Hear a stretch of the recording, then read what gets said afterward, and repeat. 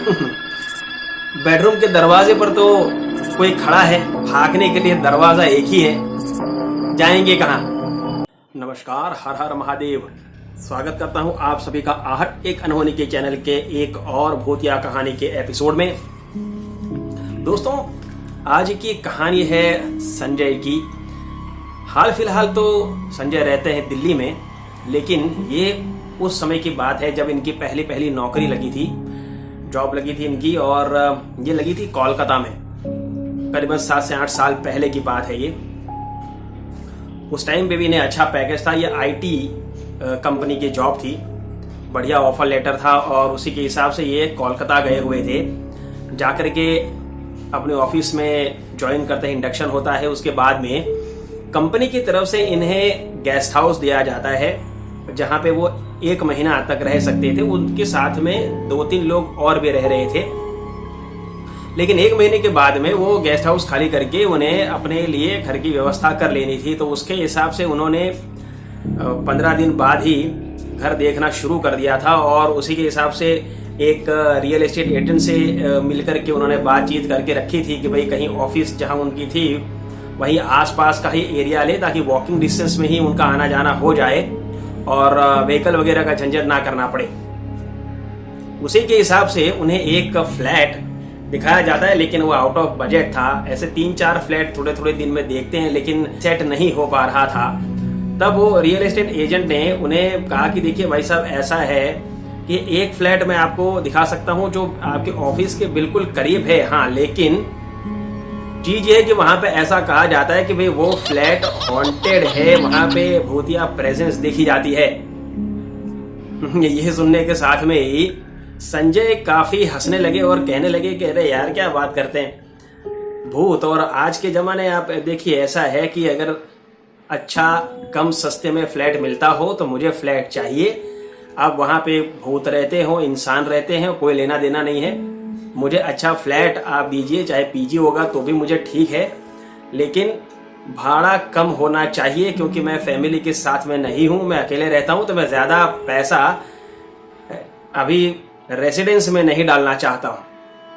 उसके हिसाब से उस रियल एस्टेट ने कहा कि देखो, मैं आपको बहुत ही, उस जो ब्रोकर है उसने कहा कि मैं आपको बहुत ही कम, मतलब अनइमेजिनेबल भाड़े में आपको मकान दिला सकता हूं। लेकिन मैंने जो आपका कहा चीज वही है, अगर आप एडजस्ट करके रहना चाहते हैं तो रहिए, लेकिन आप वहां जाए उसके पहले मैं आपको ये बता दूं कि वहां पे कम से कम 6 लोग मेरे ही भेजे हुए गए थे, मतलब अलग अलग कपल और फैमिलीज जो वहां पे ज्यादा समय नहीं रुक पाए हैं।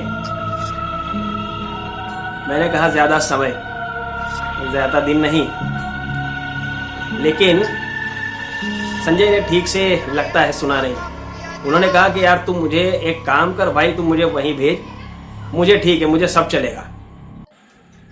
ये जाते हैं अपना और सामान वगैरह शिफ्ट कर लेते हैं।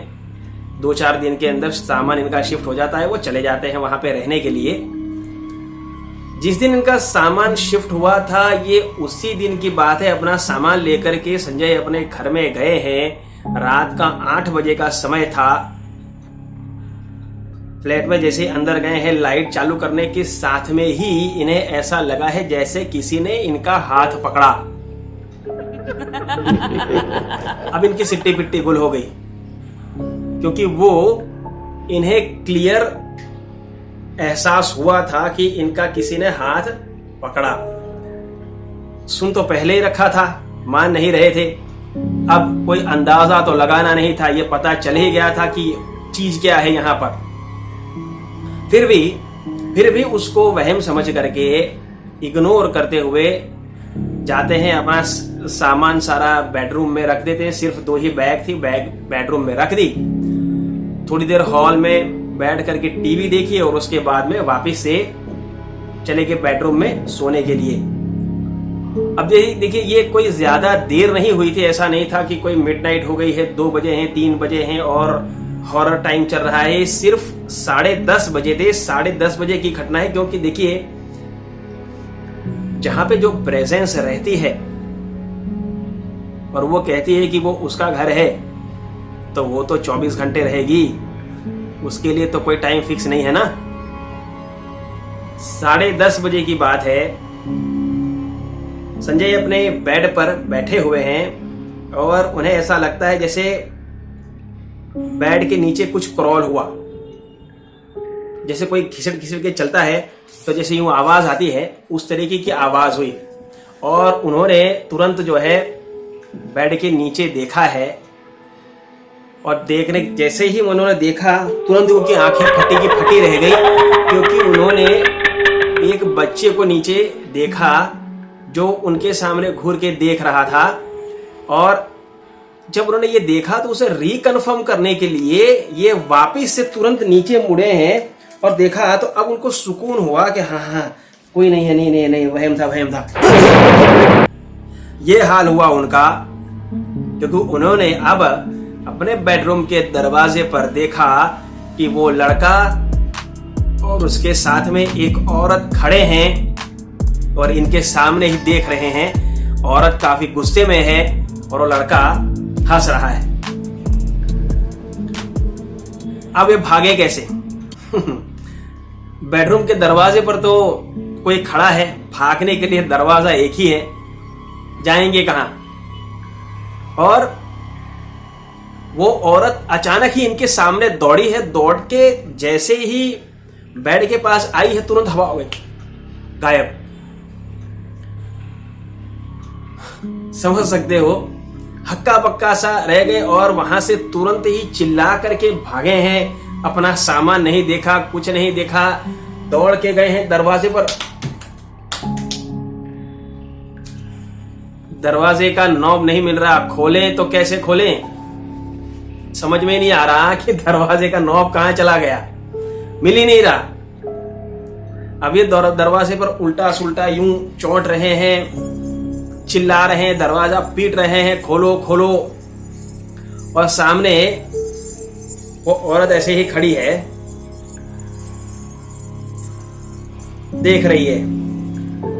अच्छा आप बताइए, आगे जो हुआ वो तो मैं बताऊंगा, आप मुझे बताइए अगर आपके साथ ऐसा हुआ हो।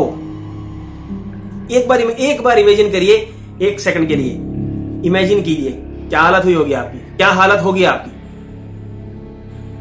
रोंगटे खड़े हो गए? नहीं हुए? ऐसा अगर आप कह रहे हैं तो झूठ बोल रहे हैं।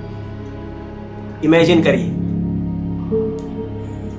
अचानक ही नॉब हाथ में आया, उल्टे हाथ से संजय ने दरवाजा खोला है और तुरंत फ्लैट से बाहर भागे हैं, लॉबी में पहुंचे हैं। लॉबी में भी उन्हें वही औरत बैठी दिखाई दी है। और अब एक बार को तो इन्हें ऐसा हुआ कि मैं बालकनी से कूद जाऊं। इतना ज्यादा डर इनके ऊपर अब हावी हो चुका था, लेकिन कैसे भी करके सीढ़ियां कूद कूद के भागे हैं। थोड़ी देर इन्हें ऐसा लगा है जैसे वो बच्चा और वो औरत और उसके अलावा भी 2-3 लोग और जैसे 4-5 लोग इनके पीछे दौड़ रहे हैं। ये सीढ़ियां चिल्लाते चिल्लाते रोते रोते उतर रहे हैं। 8वीं मंजिल से ग्राउंड फ्लोर आते आते तो जैसे दुनिया ही बदल गई। ग्राउंड फ्लोर पे आए हैं, चिल्लाए हैं, लोग इकट्ठा हुए हैं, सारी बातें इन्होंने बताई हैं कि इनके साथ में क्या क्या हुआ। तभी उन लोगों ने उनको बताया कि आपको किसी ने बताया नहीं था कि इस फ्लैट में नहीं रहना है, ये मोस्ट हॉन्टेड प्लेस है यहाँ का, इसीलिए तो उसके ऊपर की और इसके नीचे तक की एक मंजिल खाली हो गई है, कोई नहीं रहता है वहां पे। अब ये बोले तो क्या बोले कि मैंने खुद इस सिचुएशन को पसंद किया था। खैर बहरहाल 4-5 आदमियों के साथ में मिलकर के सुबह जाकर के अपना सामान लिया था और भाई इन्होंने वो कंपनी ही छोड़ दी, वो कंपनी ही छोड़ दी है। वापस चले गए थे दिल्ली, नए सिरे से नई शुरुआत की। काफी समय के बाद हिम्मत हुई कि किसी को बताया जाए और 2-3 इन्होंने, देखिए मैं सच बताऊंगा, इन्होंने 2-3 जो हॉरर चैनल की जो कहानियां कहते हैं उन लोगों को ये कहानी भेजी थी, लेकिन किसी का रिस्पॉन्स नहीं मिला था। कहानी मेरे पास आई और आपके सामने है। नसीब अच्छा था संजय जी जो बच गए, जानबूझ करके खतरा कभी नहीं मोल लेना चाहिए। और आपको जब उस एस्टेट ब्रोकर ने बताया था कि 6 फैमिलीज कुछ घंटों रुक करके भाग गई थी, तो ऐसी मोस्ट हॉन्टेड जगह पे क्या एक्सप्लोर करने के लिए गए थे आप? एनीवेज, आहट एक अनहोनी की चैनल पर भूतिया कहानियों का सिलसिला ऐसे ही चलता रहेगा। अगर आपके पास कोई ऐसी कहानी है तो मुझे जरूर से मेरी ईमेल पर भेजिए। ईमेल मैंने डिस्क्रिप्शन बॉक्स में दिया हुआ है। आपसे मुलाकात होगी कल एक और भूतिया कहानी के एपिसोड में जो आप ही की भेजी हुई है। तब तक के लिए अपना ख्याल रखें। हर हर महादेव।